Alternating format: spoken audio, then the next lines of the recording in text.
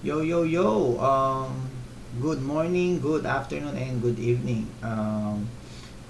Thank you so much, guys, for watching this mini course of mine. Well, tinawag ko lang siyang mini course, pero I think this will be a long video. But hopefully, marami kayong matutunan. Let's get started.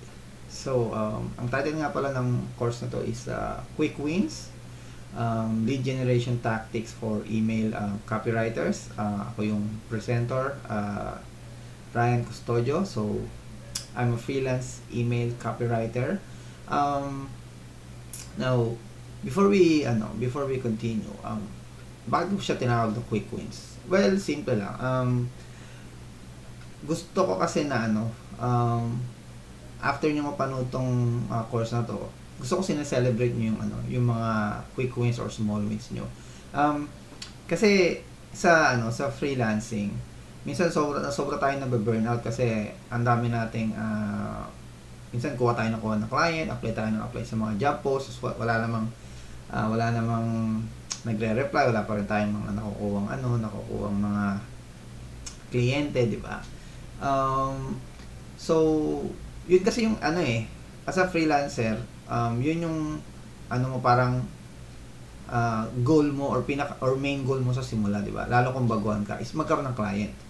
However, kung matagal ka nang hindi nakakakuha ng client at nabe-burnout ka, dapat sineselebrate mo yung mga small wins mo eh. Kumbaga kahit hindi ka nakakakuha ng client, pag nagkakaroon ka ng mga kahit mga maliliit na resulta lang, sineselebrate mo siya.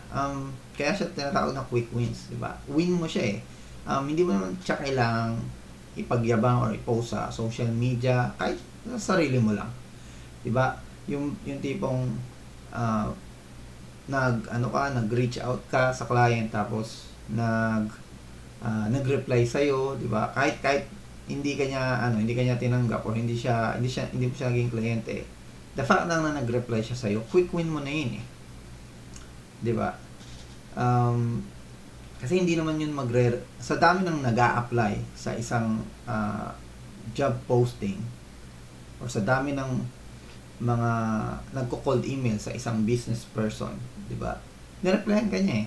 So, ibig sabihin, may something doon sa ginawa mo na nag-take ng action, di ba? So, celebrate mo yung mga small wins mo. Look on the bright side, di ba? Kasi pag na-burnout ka dito sa freelancing, sobrang hindi ka magsasucceed. Kasi burnout ka nga susuko ka agad. 'Di ba? I mean, lalo kung sa unang client mo pa lang. So, yun lang. Eto na, tuloy ko na yung slide. So, eto, medyo konting backstory muna para makilala nyo ako. So, bago ako maging freelancer about 10 years ago, parehas lang rin ako ng maraming Filipinos. So, I was a college undergraduate. So, actually, 3 months lang yata ako sa college eh. Criminology yung kinuha ko. Ngayon, criminal na. Di ba? So, joke lang, hindi ako criminal ah. So, yun. College undergraduate. Tapos, nag-call center ako. Siguro dalawang call center companies yung napagtrabahuan ko.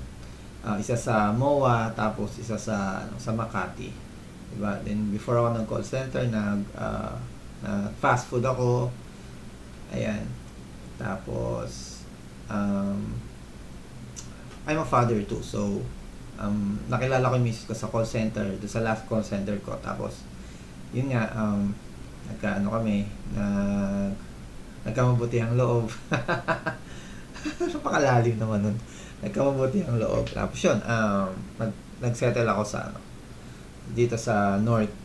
Diba? I'm originally from Cavite, pero nasa Tarlac na ako ngayon.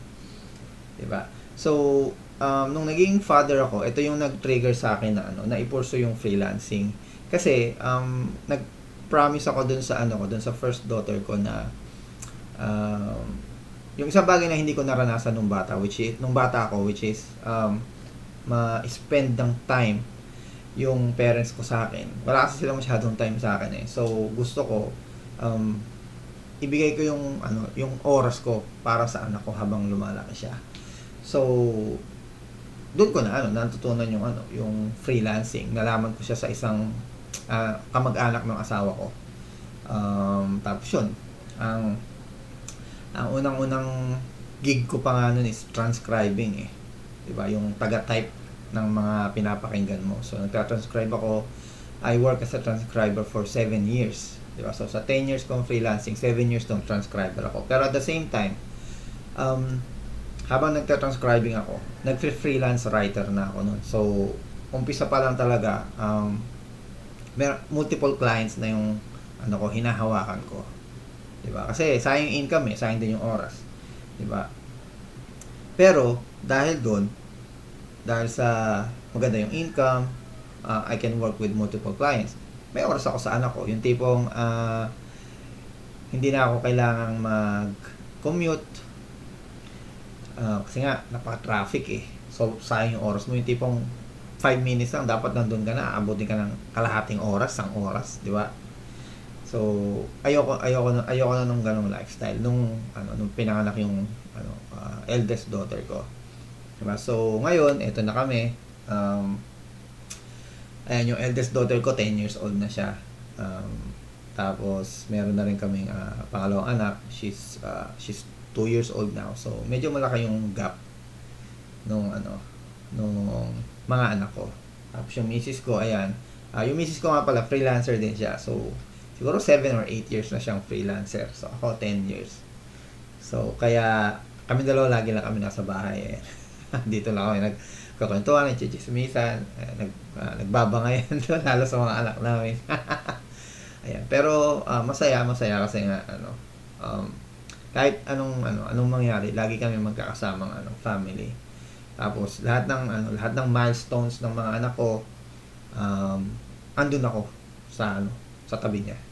Yeah. Tapos as time goes by, habang nagfe-freelancing ako, nag-take ako ng mga courses para ma-improve yung yung mga skills ko, 'di ba? Tapos doon ko ngayon natutunan yung copywriting. So nung natutunan ko yung copywriting, nag-specialize ako sa email copywriting. Tapos yun na, nag-take ako ng mga courses. Especially nitong dalawang to. They're two of the best email marketers and email copywriters dito sa atin sa Philippines. So, marami sa mga lessons na matututunan nyo sa akin came from these two people, which is John Pagulayan from the Freelance Movement Tribe, tsaka si Alan Ngo. So, if magte-take kayo ng mga email copywriting or email marketing courses or freelancing courses, definitely recommended ko tong dalawang to. Sobrang dami kong natutunan sa kanila over the years. Okay, so let's go to the next slide. So dito sa mini course na to, matututunan nyo na yung common approach ng paghahanap ng kliyente versus the reverse approach o yung kabaligtaran, which is recommended ko, di ba? Matututunan nyo rin na bakit counterintuitive na mag-aral muna bago ka magkaroon ng kliyente. Kumbaga, bakit mas okay yung yung maghanap ka muna ng kliyente kaysa mag-aral ng copywriting. Kasi hindi lang siya copywriting ha. Even in other niches, social media management, virtual assistants, for me, mas okay yung approach na kukuha ka muna ng kliyente kaysa sa mag-aaral ka ng mag-aaral. Di ba? Kasi, malalaman nyo pa as the slide goes by. Di ba? Ayoko na explain dito, nag-uumpisa ko lang tayo. Di ba? Tapos, syempre, dito yung 4 different ways. Actually, nilagay ko to as 5 eh. Wait lang. Edit lang natin siya ng konti. Hindi, 4 na. 4, sorry. Kalimutan ko. Nasa nga pala yun, nasa harap. So, 4 different ways to reach out. Diba? I will also include templates na pwede nyong copy and use and abuse it. di ba? Okay, so bakit nga ba kailangan mo matutunan ang lead generation first or client getting skills first? Well, for me, when you start lead generation, yung copywriting skills mo, natural na siyang magi-improve. Magkakaroon ng napakagandang foundation sa sa copywriting. And it's not just copywriting, even in other niches. For example, virtual assistants. Pag virtual assistant ka kasi or social media manager, kailangan mo rin kailangan mo rin matutunan yung mga ginagawa ng copywriters 'Di ba?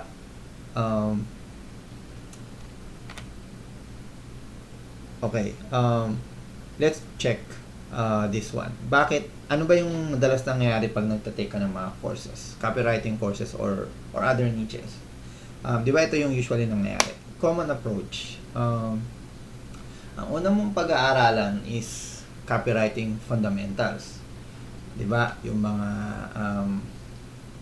ang tawag dito, features and benefits, ganon, di ba? Yan yung mga pinag-aaralan sa sa copywriting Tapos, mag-aaral ka rin ng frameworks, structure, yun yung mga AIDA, attention, tapos yung mga pass, ganun, problem, agitate, solution, yan. Yan yung mga structures ng copywriting, di ba? Di ba? Kumbaga, ang structure, yun yung sa mga hindi nakakalam, sa copywriting kasi, meron tinatawag na frameworks or structure. Yun yung may formula kung paano mo isusulat yung copy mo. Like sa itaas, kailangan ito yung title mo, sa susunod nun, ito yung lalagay mo, which is about sa problem nung kausap mo or nung market mo. Tapos sa second paragraph, yung agitate, so problema nila, pasasamain mo yung problema nila. Ganun yan ganun yung structure ng copywriting Tapos, after mo matutunan yan, magpa-practice ka na magsulat. Di ba? Susulat ka na sarili mong copy, ganyan, emails, sales pages, landing pages, yan. Tapos, pag nakapagsulat ka na, gagawin mo ngayon yung mga sinulat mo, mga samples mo, as your portfolio. Pag may portfolio ka na, may mapapakita ka na sa clients. Ganyan yung common approach di ba? Kahit sa ibang niches, mag-aaral ka paano yung social media, tapos paano mag-run ng ads, di ba? Kahit wala kang client. Yan yung mga gagawin mo rin Ngayon, for me, itong klaseng approach, wala namang masama dito. However, para sa akin hindi siya practical. For me, ang practical na approach talaga is mag-umpisa ka sa pagkuha ng clients. Sa client ka agad mag-umpisa. Tingnan nyo to. Itong screenshot na to, this was from a group na nakasali ako. Sabi niya, na-finish niya na daw yung course, pero wala daw siyang portfolio. Tapos, hindi niya alam kung paano siya magsusulat ng copy. Ang tinuro lang daw sa kanya is mga technique, mga frameworks, tapos wala daw assignment. Nothing practical. Diba? So, after niya matutunan yung mga course na to, hindi niya rin alam kung paano magsulat. Naghahanap pa siya ng someone na magtuturo sa kanya kung paano mag-research, paano ang tamang flow ng ng words, 'di ba? Tapos yung comment niya sa baba, sabi niya, nag-take siya ng mga YouTube courses, nagbasa siya ng libro, tsaka iba pang courses sa YouTube, tsaka sa other online platform. So, yan yung napakarami ko nakikitang newbie in copywriting na ganyan yung problema. Hoard sila ng mga courses, books, pero until now, stuck pa din sila. Kasi nga, yun ang natutunan nila kung paano magsulat. Hindi kung paano mag-kurso ng client. Diba? Now, what if, diba? Marvel pa yan. What if, balik rin natin. Ito naman yung reverse approach. Imagine this. So, sa common approach, matututunan mo muna yung copywriting. Pero dito sa reverse approach, kukuha ka muna ng clients. And as you get clients, as you reach out to clients, nakakapag-practice ka ng magsulat. Diba? So, habang nakakapag-practice ka ng magsulat, yung mga sinusulat mo, especially yung mga cold emails mo or mga reach out templates mo na nagkakaroon ng replies from your potential clients, yun ang gagawin mong portfolio. Kasi yun yung mga sinulat mo na may resulta. Yun ang gawin mong portfolio. Tapos as you go along, as you reach out, doon mo naman ngayon pag-aaralan yung mga fundamentals ng copywriting. Kumbaga, pag meron ka nang nasulat na isa, send mo, tapos the next day, ibahin mo naman. Lagyan mo naman ng copywriting fundamentals, 'di ba? I-experiment mo siya. Habang kumukuha ka ng kliyente. So, 'di ba mas practical tong gantong approach. Habang kumukuha ka ng kliyente, gumagaling ka sa pagsusulat ng copy, nagkakaroon ka ng portfolio. Tapos, pag nakakuha ka ng client, saka ka ngayon mag-aral ng mga deeper lessons pa sa copywriting. Imagine habang nag-aaral ka ng copywriting, binabayaran ka na ng kliyente, di ba? Hindi ba mas practical yung ganong approach? So, imagine kung dito ka sa common approach. Let's say 2 months ka na nag-aaral ng copywriting, wala ka pa rin kliyente. Pero pag inuna mong pagkuha ng kliyente, in 2 months baka may kliyente ka na eh. Habang nag-aaral ka pala ng copywriting. So, kaya for me, ito yung mas practical, mas magandang approach kaysa dun sa common approach. Now, ano yung mga skills na magi-improve sa iyo kapag ito yung ginawa mo? Ito yan. Pag lead generation or client getting skills ang inuna mo, ito yung mga skills mo na made-develop.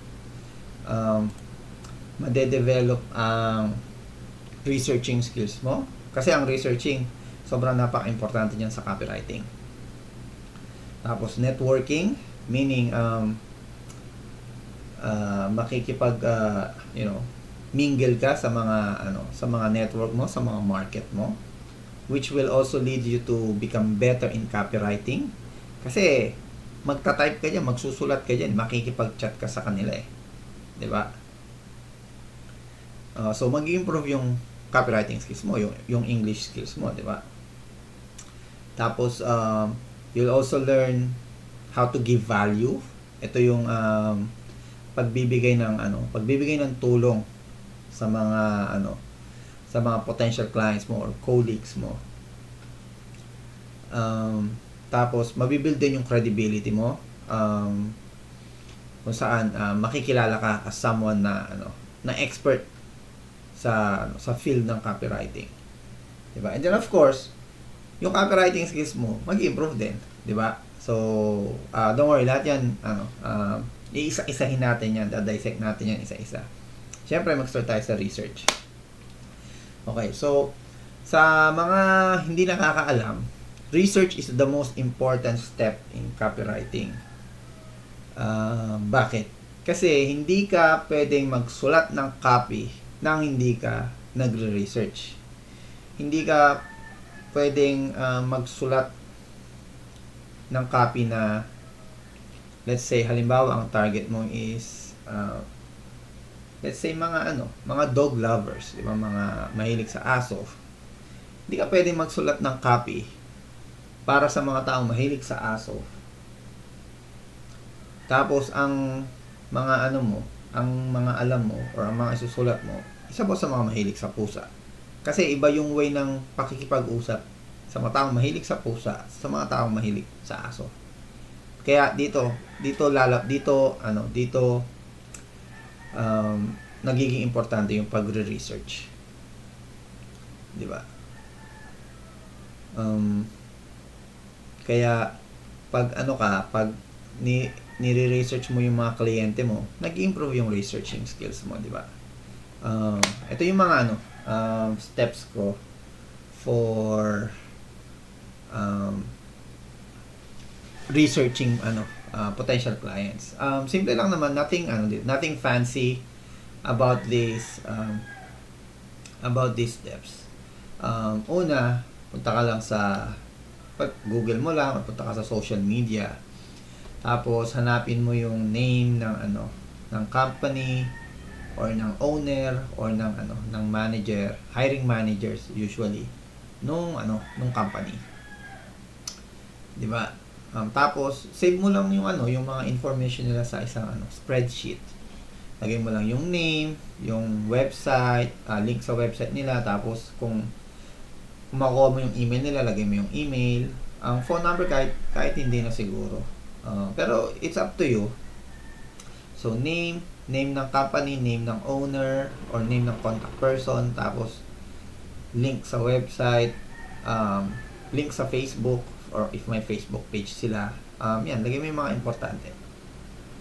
Tapos pwede mo rin lagyan yung spreadsheet mo ng kung nasendan mo na ba ng cold email, kung nag-follow up ka na ba, or kung nakailang follow up ka na. So, yun. Ganun yung lalagay mo sa spreadsheet. Okay? So, ganyan yung research. Okay, now, let's go to network. So, your network is your net worth. So, isa itong golden rule sa business. So, kung sino yung mga network mo, yung mga nakapaligid sa'yo, andyan yung andyan yung mga potential clients. Now, for me, may mga there are 5 types of people to network as a freelancer or as a copywriter. Unang-una, yung target market mo. Ito yung mga people or organizations na gusto mo makatrabaho. People you want to work with. Ito yung tinatawag na ideal client.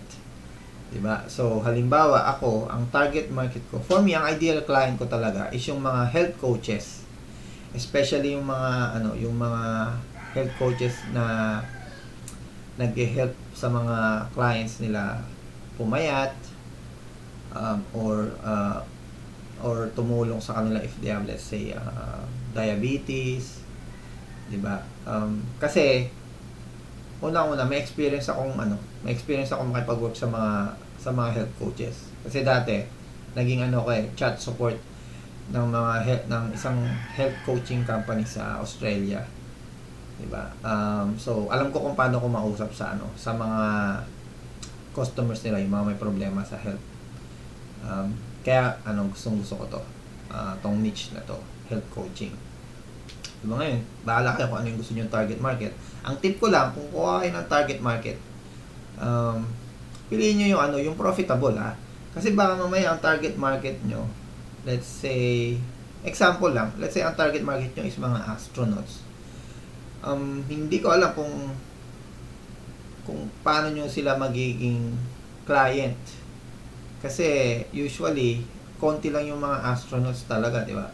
Tapos, paano mo sila mariresearch kung sobrang konti nila? Paano ka makikipag-network sa kanila kung konti lang sila, di ba? Well, from your opinion ko lang yun. It's still up to you. Ngayon, kung nakikita nyo naman na yung target market nyo, maliit lang yung numbers, edi hanap ka na yung target market. Di ba? Kumbaga, combination siya ng ideal client mo plus profitability.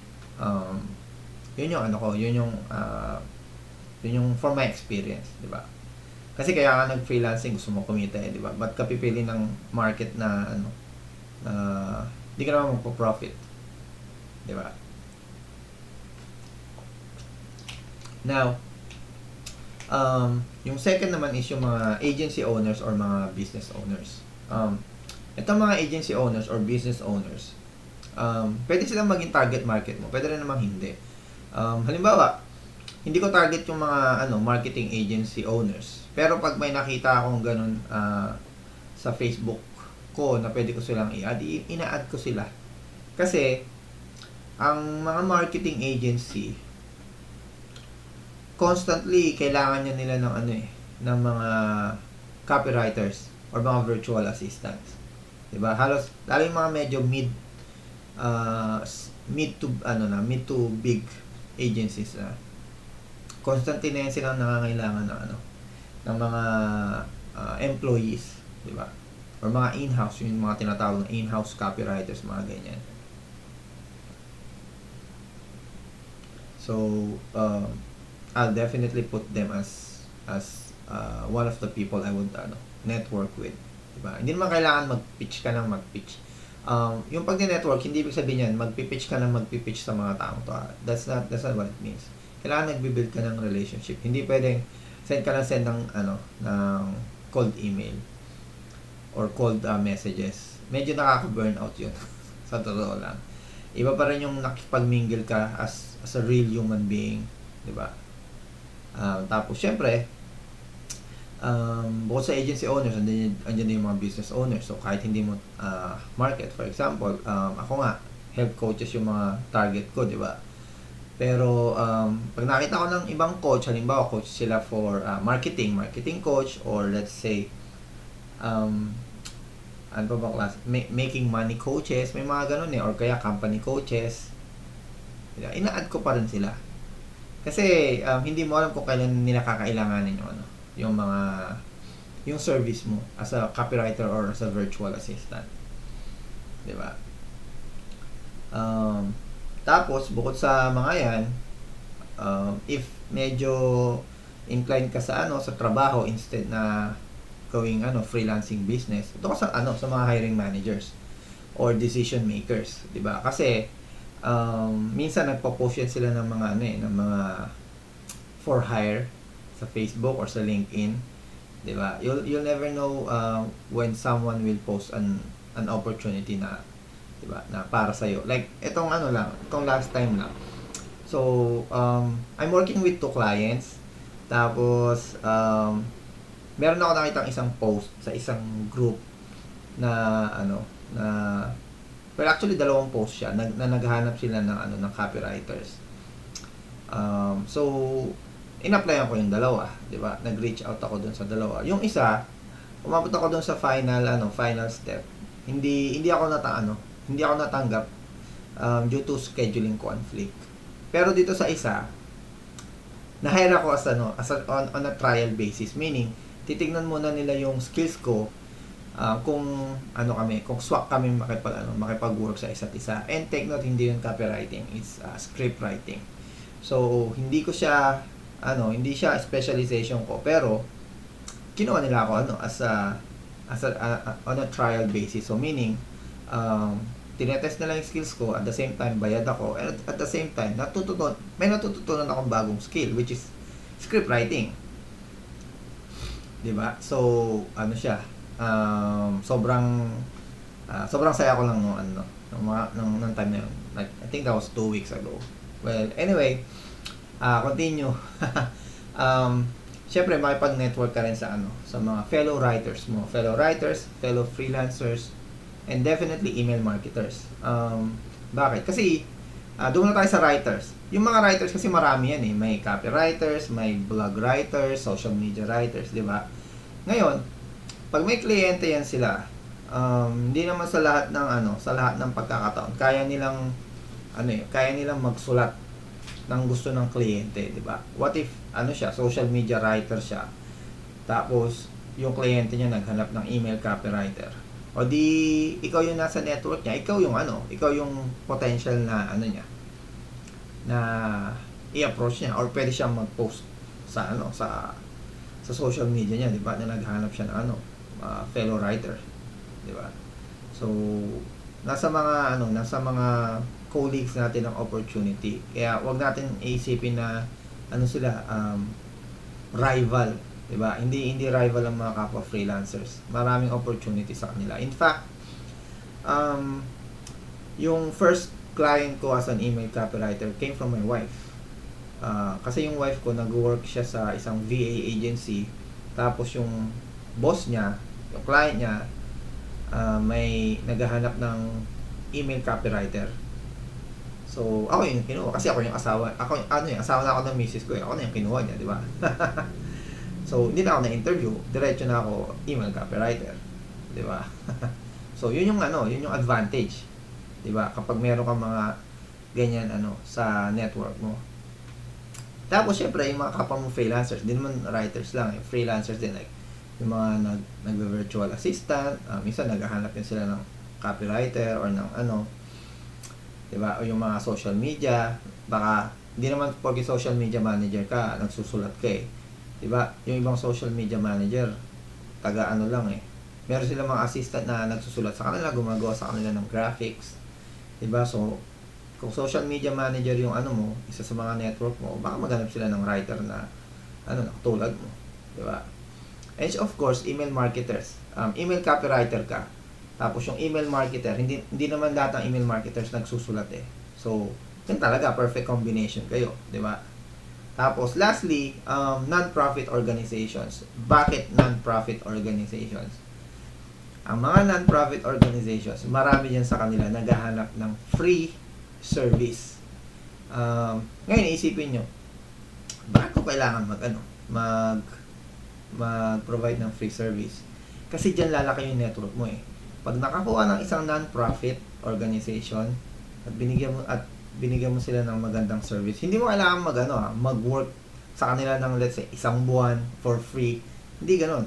Sobra naman yun, abuso naman yun. 'Di ba?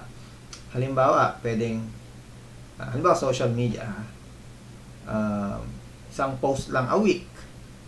'Di ba? From you na free mong ibibigay sa kanila and you'll do that for a month. So, 4 na post lang in a month. Every week, gawin mo.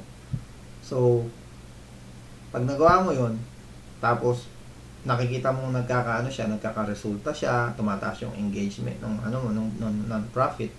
O di kunin mo yun as case study or as testimonial, 'di ba? Or proof na kaya mo magsulat.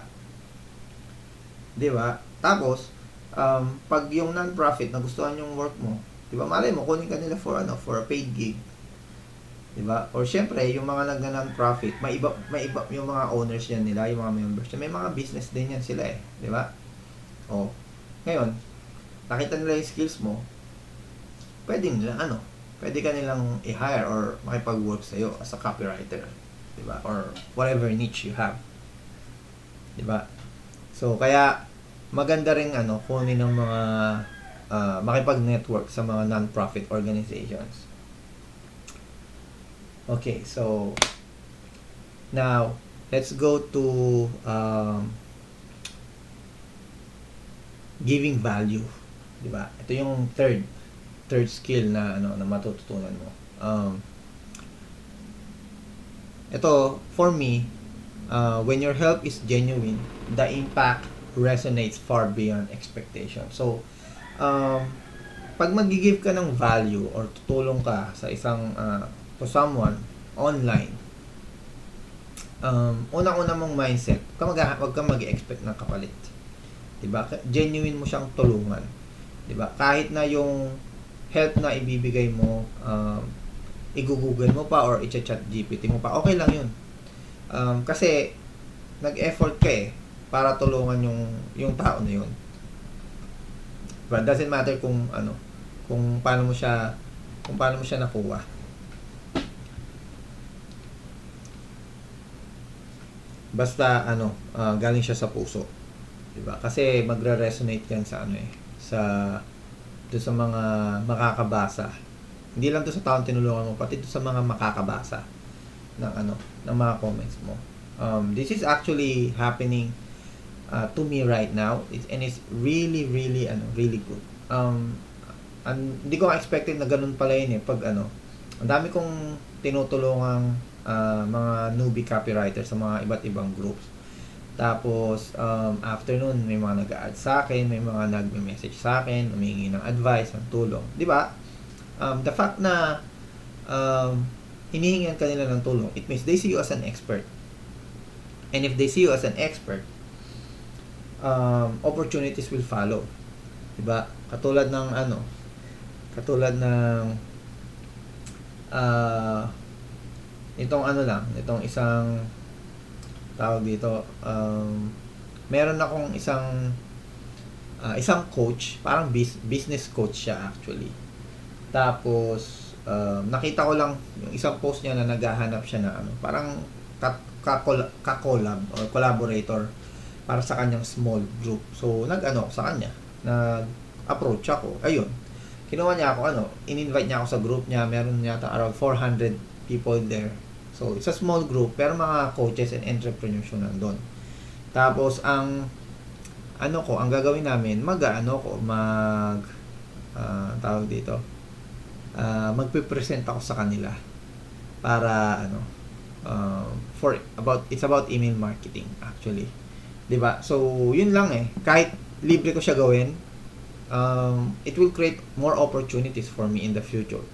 Kasi recorded yun, may mga manunood, 'di ba? Tapos, pwede ko pa siyang pag nakuha ko yung copy ng video, pwede ko siyang ibigay to other people as a value, 'di ba? In the future. Kaya yun lang. So masaya ulit ako. 'Di ba? So here are my 3 ways to give value. Una is cheerleading. Ito nga yung main strategy ko. Actually, yung main strategy ko is yung 1 and 2, cheerleading and answer questions. When you say cheerleading, ito yung parang pag-support sa mga achievements ng mga network mo or ng mga target market mo. For example, may coach na na let's say nag-celebrate siya ng let's say birthday ng anak niya or anniversary niya, di ba? Ano ba naman yung mag congratulations or I'm happy for you, di ba? Ganun. Pero the best chini-cheerlead yung mga coaches or yung mga target market mo na nagpo-post ng mga lessons. Kasi you can say na learn something new from this post.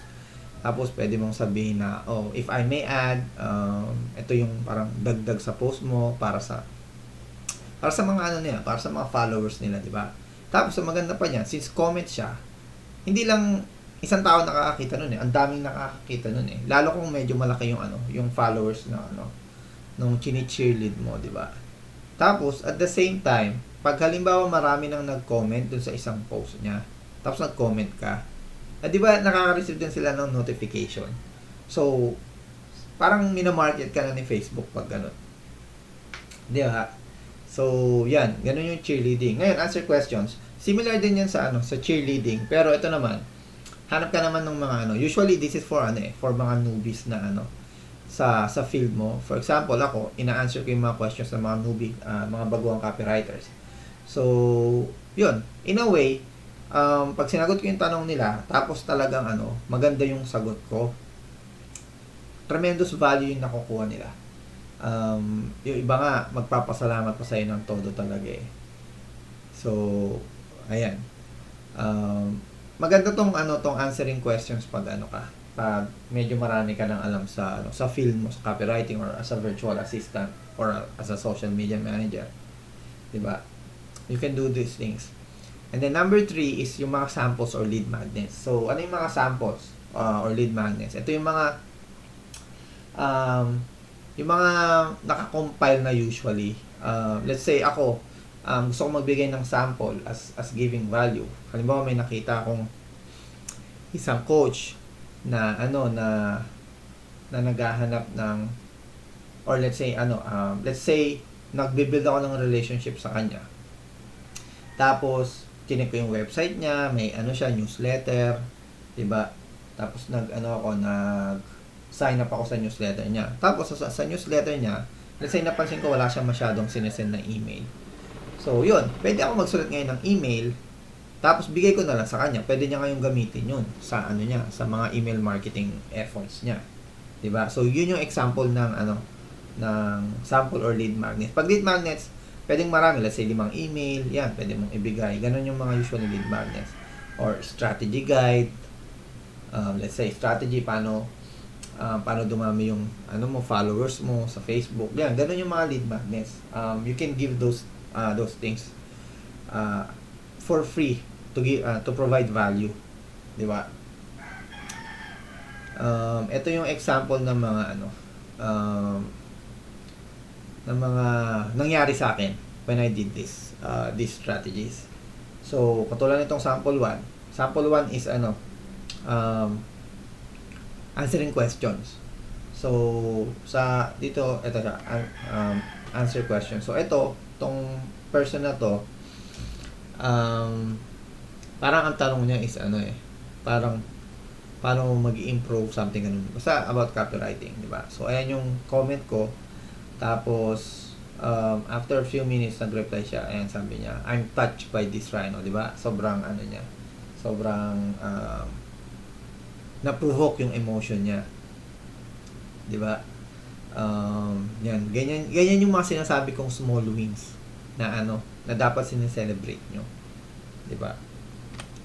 Tapos ito naman sample 2. Ito naman parang hindi siya cheerleading, pero nagtulungan kami ng mga tao na to I joined a freelancing challenge a few years ago. Tapos na-meet ko tong mga people na to. Tapos so we help each other sa mga challenges, sa mga tasks. And then tapos yun, I gave testimonials to them, and binigyan din ako ng testimonials. So ayan, meron na akong testimonial kung paano ako as a person to work with other people, 'di ba? At nasa nasa portfolio ko 'yan. 'Di ba? So it's something na na pwede mong makuha when you help other people. And these are all freelancers.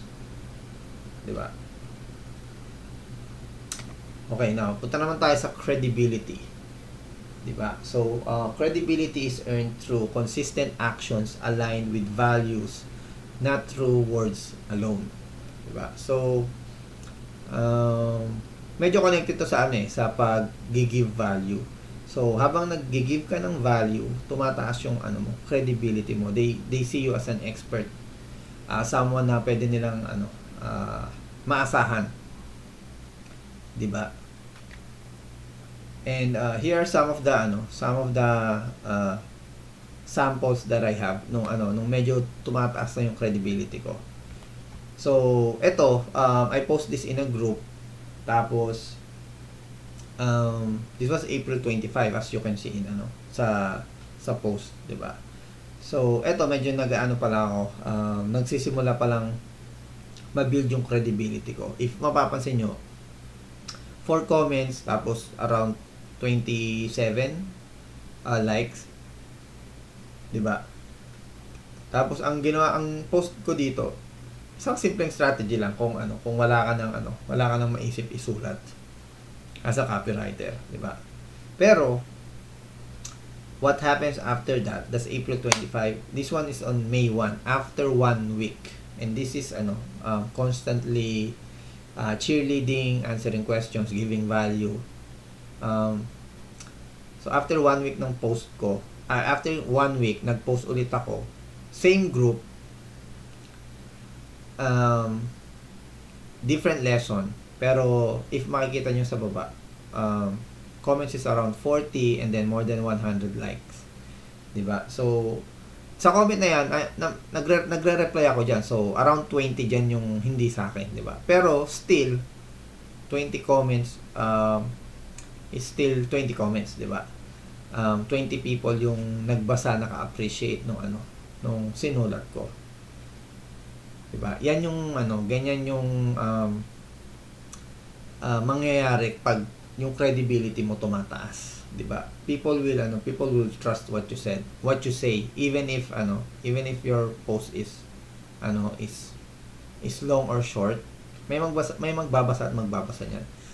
Just remember lang guys na as a copywriter, wag niyo munang, lalo sa umpisa, wag niyo munang isipin yung number of readers, yung number of likes na makukuha nyo. Hindi yun. Ang importante dito, kahit isa lang muna yung magbabasa nung sinulat mo.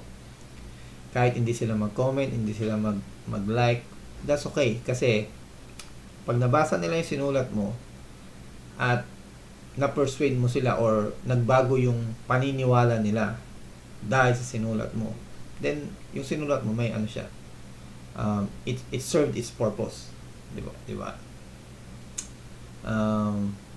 May ano siya, may isang taong may natutunan sa sinulat mo. Ganun yung ano. Ako ganun ako nagsusulat.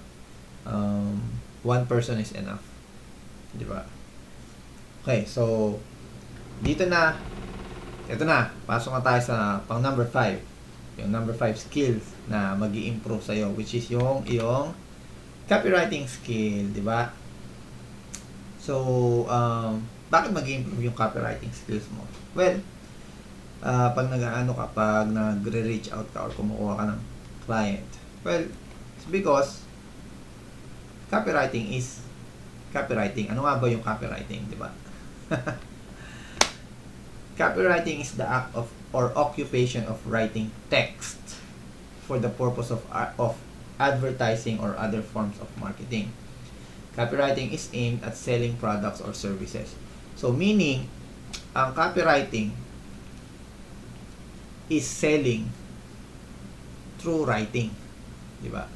So kung pag may nakita ka halimbawa sa Facebook mo na, let's say, kapitbahay nyo or friend mo na selling this, selling that, that's copywriting. Diba? Kasi sinulat niya eh. So, basta sinulat mo at nagbebenta ka, that's copywriting. Doesn't matter if it's a product or if it's a service. Diba? Now, anong connection niya sa ano? Sa lead generation? Simple. Diba? Since copywriting is selling through written words, ano ba yung kailangan mong ibenta pag nagre-reach out ka sa client?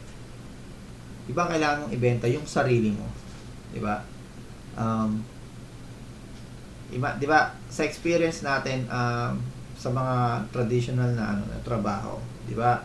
Magsisend tayo ng resume, minsan may cover letter, tapos lalagay natin doon yung yung strengths natin, di ba? Like I'm punctual, I work well with others, di ba? Tapos I can work any shift, may mga ganyan eh, di ba? That's copywriting. Bakit? Kasi binebenta mo yung sarili mo eh. Di ba? Pine-persuade mo yung taong makakabasa nun na i-hire ka. Kaya as long as you are reaching out, kahit isang client, potential client lang everyday or isang job post lang everyday, binebenta mo yung sarili mo eh. And doon mag-i-improve yung pagsusulat mo. So, balik tayo sa umpisa. Pag mag-aaral ka ng copywriting, magsusulat ka. Diba? Pero, pag kumuha ka na agad ng kliyente, nag-hunt ka agad ng client, nagsusulat ka rin, diba? So, ano yung mas practical? Yung nag-aaral ka magsulat or nag-aaral ka magsulat at kumukuha ng kliyente? Di ba din ako sa pangalawa, kumukuha na ako ng kliyente, gumagaling pa ako sa pagsusulat. Diba? At saka may product na ako, yung sarili ko. So, kesa yung magsusulat ka, bibigyan ka ng task, practice writing, mag-iisip ka pa ng product, diba? Magre-research ka pa, paano yung product ibenta, ano yung mga benefit ng product, di ba? Eto, bebenta mo yung sarili mo. Alam mo na yung benefits ng company na makukuha ng company sa iyo, di ba? Di ba kung magaling ka ba sa graphics or pasensyoso ka ba? Yan, lahat 'yan pwede mong ilagay sa mo, di ba? Sa mga cover letters mo or resume or sa mga cold messages mo. Oh. So you're already selling something.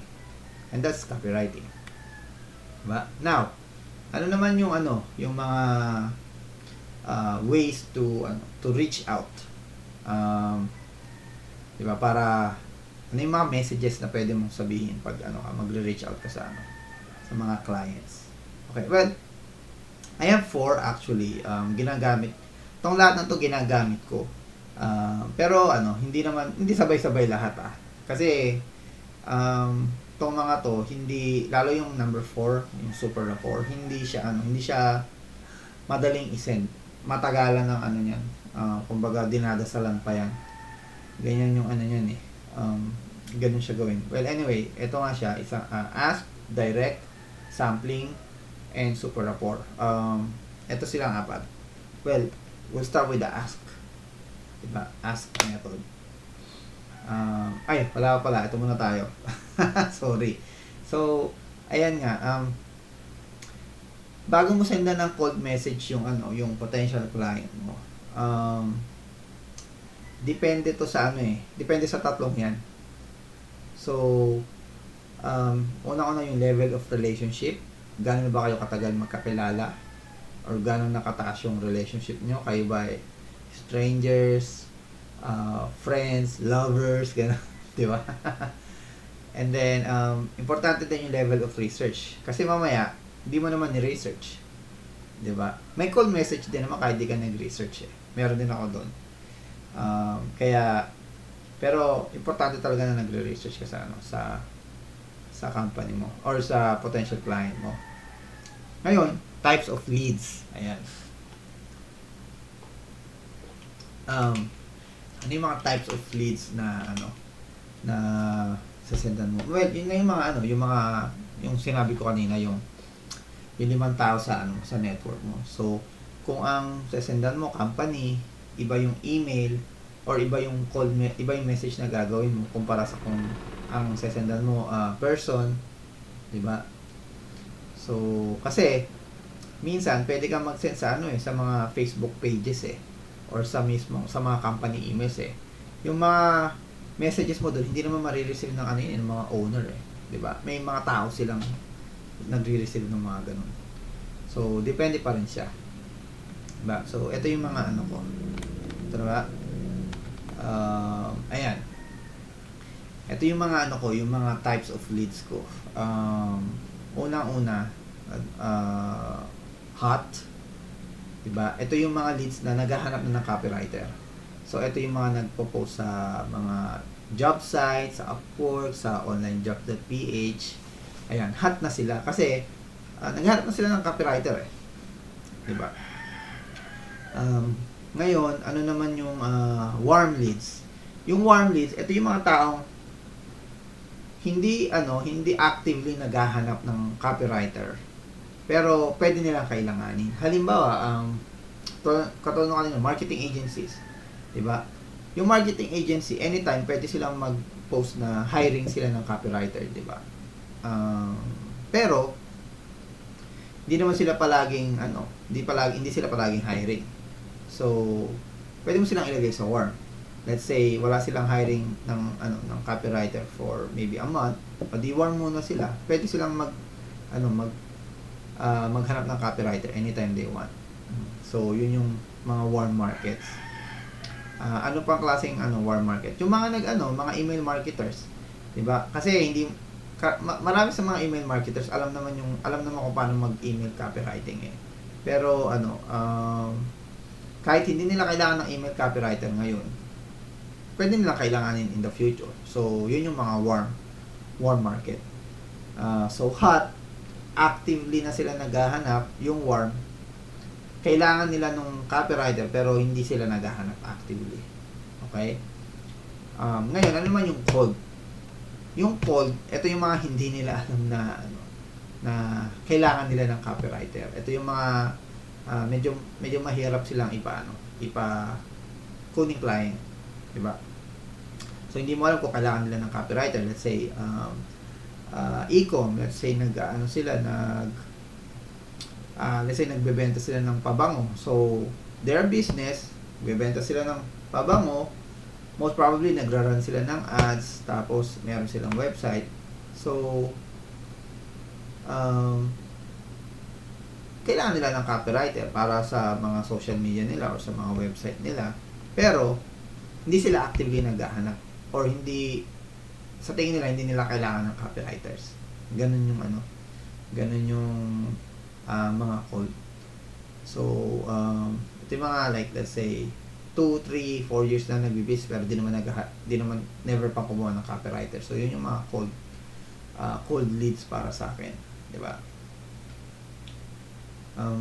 So kumbaga yung cold lead parang na lang yun tawag dito swertihan na lang kung matiyempuan mo na kailangan mong na kailangan nila ng copywriter.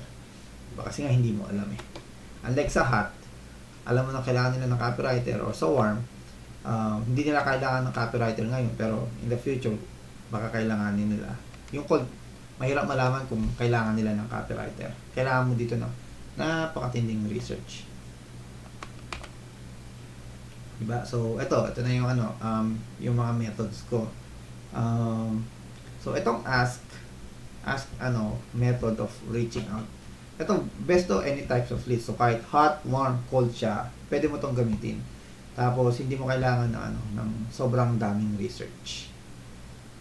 Ito yung pwede mong ito yung parang pwedeng isunod-sunod, like, siguro 5 to 10 potential clients, pwede mong pwede mong gawin to sa isang araw. Diba? Ito yung template 1 ko. Ayan. Template 1 ko simple lang. Kaya nga siya ask kasi magtatanong ka lang. Tulad nito.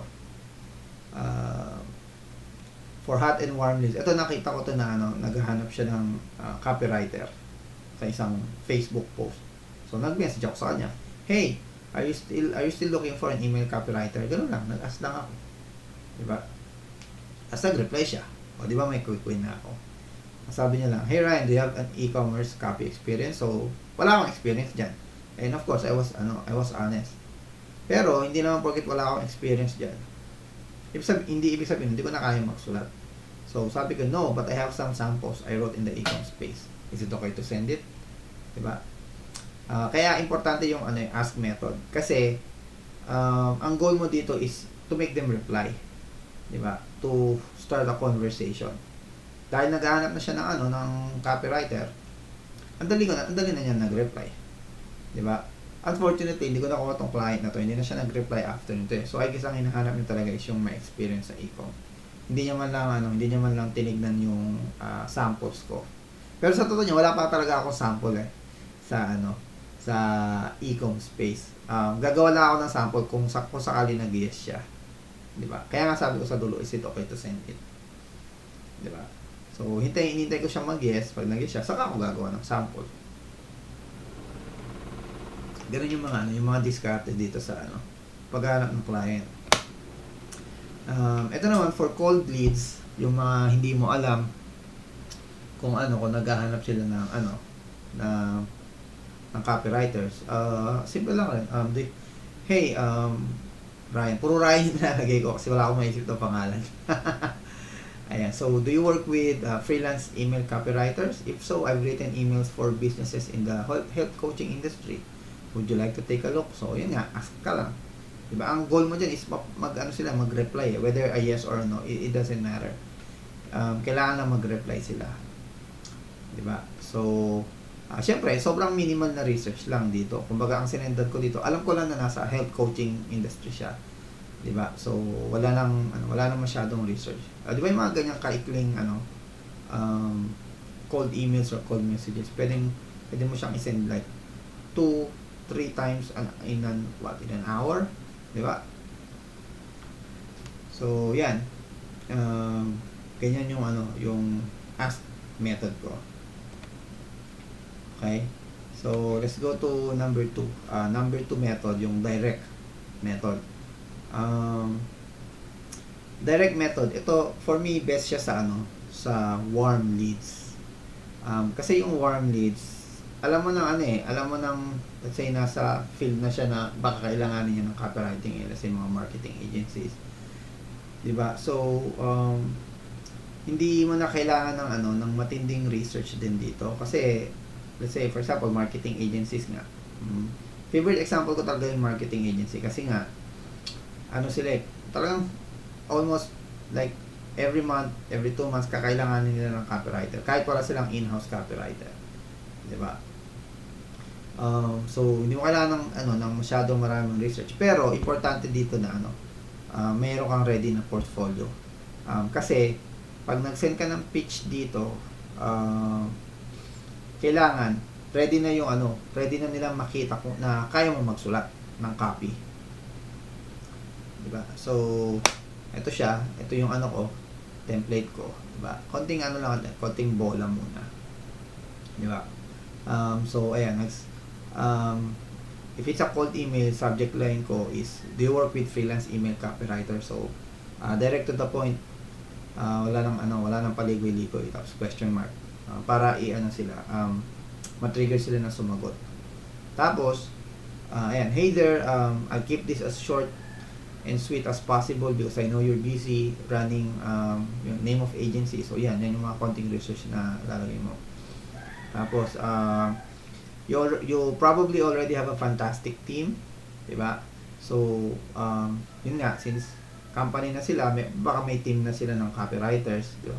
Kaya baka hindi ka na nila kailangan. Diba? Pero, sasabihin mo, but just in case you ever need an extra pair of hands, I'd love to offer myself as your email copywriter on call. So, ito freelancing to eh. So, parang sinasabi mo dito na kahit may team ka na, if in case na kailangan mo ng tulong, andito ako. 'Di ba? Pwede mo akong lapitan anytime. 'Di ba? Tapos ayan, konting research. I've checked your website or signed up for your newsletter for some time now.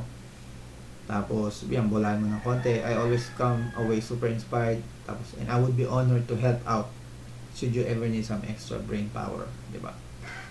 So, in a way, na-offer mo yung sarili mo, pero hindi ka sound na desperate, at hindi ka sound na naghahanap talaga ng kliyente, 'di ba? Tapos hindi mo sila nilalagay sa posisyon na magalit sila sa iyo kasi yung ibang nagko-cold email, parang ang lagi nilang sinasabi, oh, I'm an expert here, 'di ba? I have this experience, blah blah blah. Eh, hindi nga sila actively naghahanap, 'di ba? So, yan. Ganyan yung wordings na gagamitin mo, 'di ba? Huwag kang mag-assume. 'Di ba? Tapos, if you're open to working with a friendly, reliable, and skilled freelance email copywriter, ayan. Tapos, ready mo na yung portfolio mo, you can check me out here. Diyan nila malalaman kung paano ka magsulat, 'di ba? Kung interesado sila, titingnan nila yung portfolio mo. Oh, kaya mo ba magsulat ng ganito? 'Di ba? Makikita nila yan eh. Tapos, yun na. What do you think? Would love to hear from you. 'Di ba? So, itong template na to, ginamit ko to sa isang marketing agency. Pero, hindi ko sinend as email. Sinend ko as message sa Facebook page nila. And then, ayan. Naka-receive ako ng trial. Yan yung screenshot sa baba. 'Di ba? Unfortunately, hindi ko rin nakuha tong client na to. Pero, ang reply niya, do you have free trials? 'Di ba? If you can bring more clients to my company and can track how many as well, maybe we can talk. But I need to see the numbers. So, ito kasi, medyo mabigat kasi yung gusto niya eh. Gusto niya, mag-offer ako ng free trial at hanapan ko sila ng mga paying clients para sa business nila. So, meaning, hindi nila ako babayaran, pero sila kikita pag nakahanap ako ng clients. 'Di ba? Tapos naghahanap pa siya ng parang mga proof, 'di ba, na magsa-sign up yung mga tao. So medyo mahirap yung gusto niya, honestly. 'Di ba? And ito yung something na hindi ko gagawin for free. 'Di ba? Kasi syempre matagalan to eh, matagalan ng kliyente eh. 'Di ba? Makakabutin ako ng 1 linggo, 1 buwan, wala akong makuha client. Isayang lang lahat ng resources ko. So kailangan pipili ka rin ng ng mga tutulungan mo or yung mga bibigyan mo ng free service. Okay, ngayon ito na yung pangatlong method, sampling method. 'Di ba? So, sampling method, ito yung tulad ng sinabi ko kanina. Ito yung magbibigay ka lang mga ng sample. 'Di ba? For me, this is best used for for warm leads at sa cold leads. 'Di ba? Kasi dito magre-research ka talaga eh. Actually, itong mga samples na to, pwede naman talaga to sila kahit sa ang leads eh. Pero for me, ito yung mga best types of leads na kung saan mo pwedeng gamitin itong mga samples na to. So, kailangan mo ng medyo matindi-tinding research. Halimbawa, katulad nito, ito yung template na ginagamit ko. So, pwede mo siyang send kahit sa, let's say, sa mga agencies, sa mga businesses, or kahit sa mga individual business people like mga coaches, ganyan. So, ayun nga, I don't know if this will increase your ROAS or return on ad spend, diba? So, parang sinasabi mo na ano, hindi ko alam kung mag-i-increase yung income mo dito. So yun yung subject line. Tapos yun, hindi ko alam kung mag-i-increase yung revenue mo dito, pero just a bit of background, yung pakilala mo yung sarili mo. I've been helping businesses, like I've been helping e-com businesses turn their subscribers into customers for the past 30 months kung may experience ka na, di ba? Kung wala ka na experience, you can just say I've been helping businesses, or I want to help businesses turn their subscribers into customers. Yan, pwedeng iganon mo na lang, di ba? Tapos, I've been a follower or reader for, let's say, 2 months, 3 months, and I like what you do because talagyan mo siya ng personalization. Because you help, let's say, because you help people, let's say, because you help people how to have a good health. Yan, mga ganyan ba? Di ba? Ganyan yung mga personalization eh. Tapos, i-direct to the point mo na yung ano mo, yung intention mo, di ba? Ayaw yung mga business people, ayaw nila ng mga paligoy-ligoy. Di ba? Kasi, importante sa kanila yung oras eh.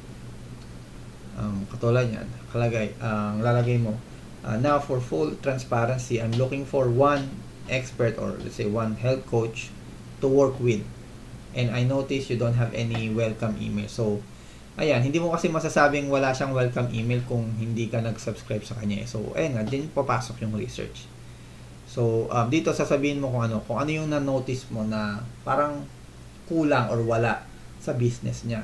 So, in this case, wala siyang welcome email. So, anong pwede mong gawin? Di gumawa ka ng welcome email. Tapos yan, I created something you could test for free. So, gumawa ka na ng welcome email na pwede niya nang gamitin for free. Tapos, if you like the results, would it make sense for us to talk? So, meaning, pag ginamit niya yung welcome email na ginawa mo at nagkaroon siya ng resulta na nagustuhan niya, o di, pwede kayong mag-usap, di ba, for future projects. Tapos, lalagay mo na yung sample mo. Di ba? Sabi ko nga, importante sa kanila yung oras. So, kailangan, pag mo na sila hintayin mag-reply, diretso ka na sa sample para pagbasa nila ng email mo, hindi na sila magre-reply, wala nang paligoy-ligoy, titingnan nila yung sample mo. Ngayon, pwede na nilang gamitin kaagad sa business nila kahit hindi ka na nila kinokontak. Ngayon, pag nagustuhan nila, saka ka nila ngayon kukontakin. At diretso na kayo, diretso project. Di ba? Diretso trabaho. Di ba? Ngayon, ito yung sinasabi ko kanina na rapport method. Ito yung best to kahit anong any lead, pero ang relationship nito at ang research dito matindi. Diba? Tsaka kailangan mo rin ng sample dito. At mas maganda yung marami talagang marami ng sample. Ito, I'll give you a template. Diba? Ang haba niya. So, ito siya. Hey there, Ryan. So, ginamit ko na naman yung pangalan ko. So, ayan, una, research and compliment. So, research, Bola. I recently stumbled upon your page and saw your video on how to make those delectable rosemary parmesan garlic smashed potatoes. O, di ba? Kompleto siya. So, pinanood ko kasi talaga yung video na yun kung paano gumawa nung smashed potatoes na yun. Tapos, and I must say, it was really mouth-watering. So, sabi ko, sobrang sobrang parang sarap tingnan nung niluto niya. So, research, compliment. Pinanood ko yung isang video niya. Tapos, sa second paragraph, nag-use ako ng mga emotional tsaka relatable words. When you say relatable words, it's something na pwedeng mag-connect sa inyong dalawa. Something na makaka-relate kayo sa isa't isa. Kasi, as people, tayo, gumagaan yung loob natin sa mga taong nakaka-relate sa atin eh. For example, ako as a parent, I don't think makaka-relate sa akin yung mga taong wala pang anak. 'Di ba? Kasi wala pa silang anak eh. Kahit anong sabihin ko, kahit anong sabihin ko about parenting, about sa experience or situation ko sa mga anak ko, magigets nila pero hindi nila maiintindihan on a deeper level. Kasi hindi pa sila nagiging parents eh. 'Di ba? So, ganun yung mga relatable words. So, dyan pa rin papasok yung research mo. So, kung parents siya, parent ka rin, o di, ayan yung nilagay ko. My kids love potatoes. Di ba? So, nilagyan ko ng my kids. So, meaning, may anak ako. Kasi, nung ni-research ko siya, may anak din siya eh. Di ba? I think yung video din, parang para din sa mga anak niya. Di ba? So, my kids love potatoes and as a parent, I'm always on the lookout for nutritious yet tasty recipes that my kids will love.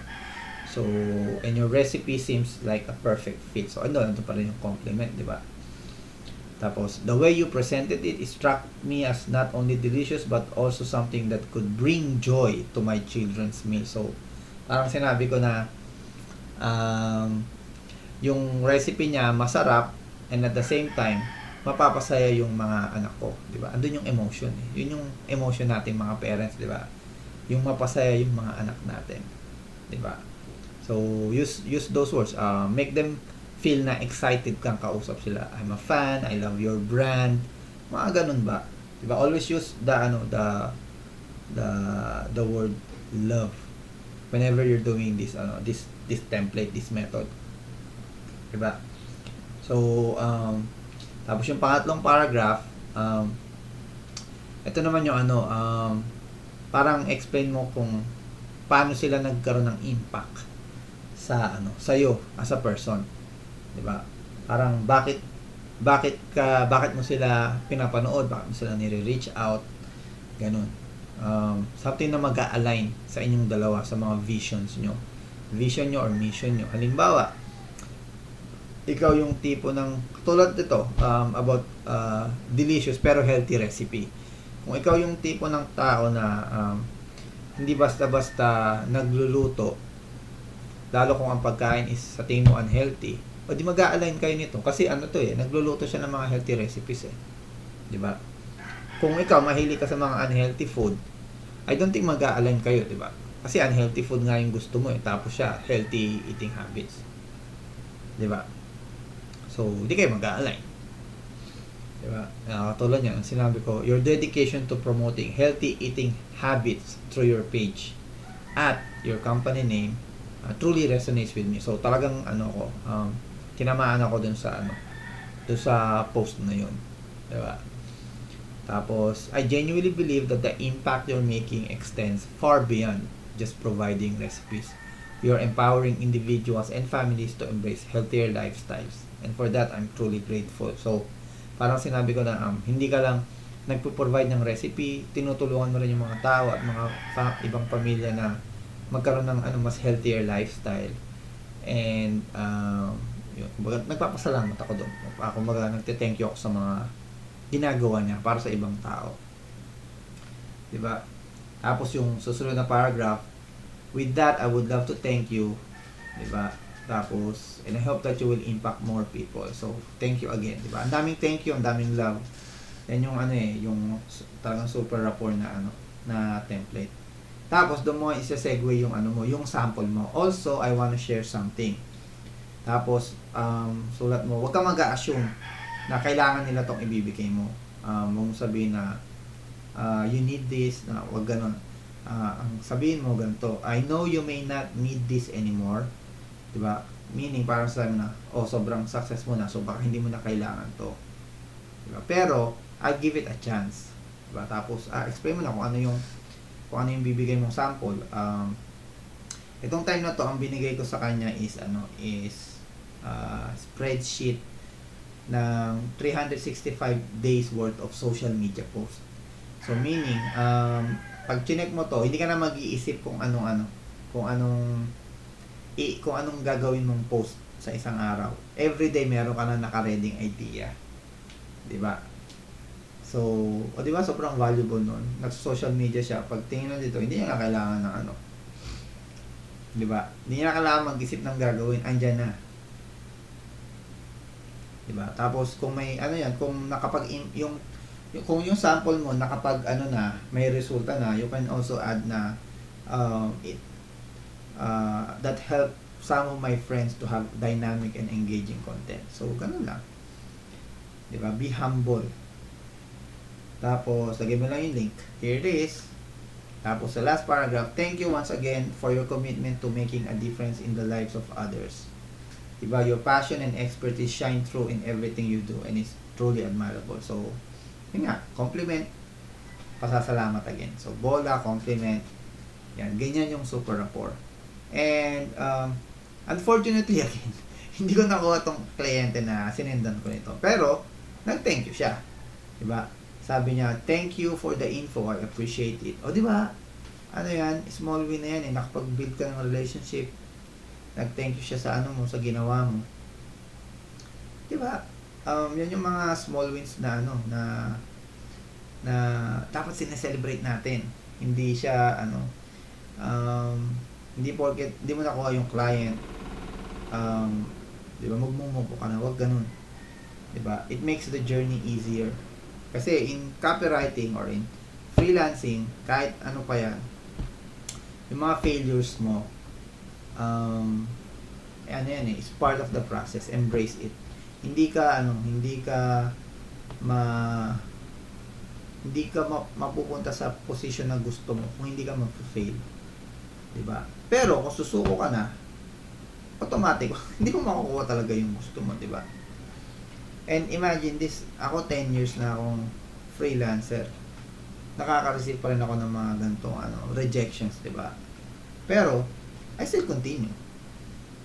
Kasi ang why ko, yung mga anak ko eh, pag hindi ko to ginawa, hindi, magugutom sila. Diba? As a father, ayoko naman yung malakas ako tapos palamunin lang ako. Ayoko nang ganun.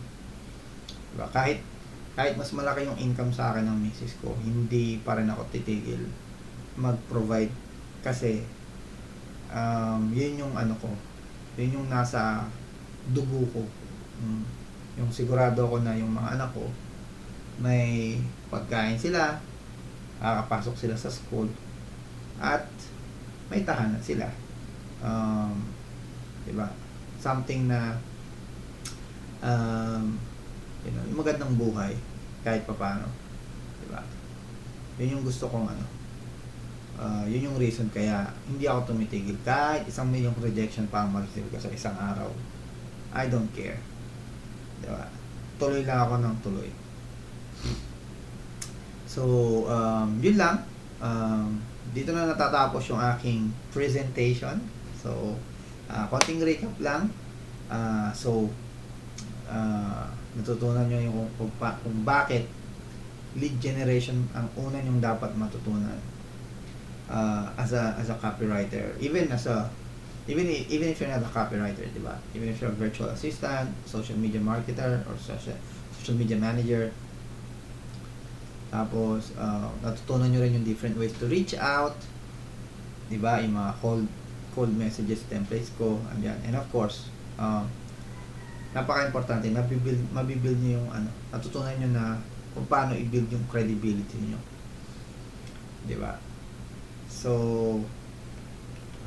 ito pala, ito mga FAQs na naisip ko lang. So, if meron pa kayong mga questions, don't hesitate to ask me and I'll try to answer it as best as I can. So, facts. Do you have to maintain a relationship with everyone? So, pag network ka ba, kailangan mong i-maintain yung relationship? No, of course not. Pag siguro after 1 or 2 months kang mag-build ng relationship, sobrang dami na yan, hindi mo ma-maintain lahat yan. So, piliin mo lang yung mga taong talaga, natatanda mo yung nagkakaroon ng impact sa sa freelancing journey mo. Diba? Parang yung 80-20 rule, diba? So, 80% alisin mo, 20% ng mga importante, yun yung trabahuin mo. Diba? Tapos, ito, what's a lead magnet? Sabi ko kanina, ito yung parang pwede mong ibigay for free incentive. Pwedeng free email templates, pwedeng checklist, diba? Pwedeng strategy guide, yan, ganyan yung mga lead magnets na pwede mong ibigay. Tapos, how do you choose a niche or a market? Well, ako, ang method ko lang talaga is profitability, tsaka kung gaano ko kaalam yung market na yun. Hindi ako pumili ng market na wala pa akong alam. Kasi nga, alam ko na yung market, ba't ko papahirapan yung sarili kong mag-research ng ibang market na hindi ko naman alam, 'di ba? I mean, kaya ko naman siya i-research. Pero iba pa rin yung yung may experience ka sa mga health coaches talaga eh. Kaya yun talaga yung pinili kong niche or market.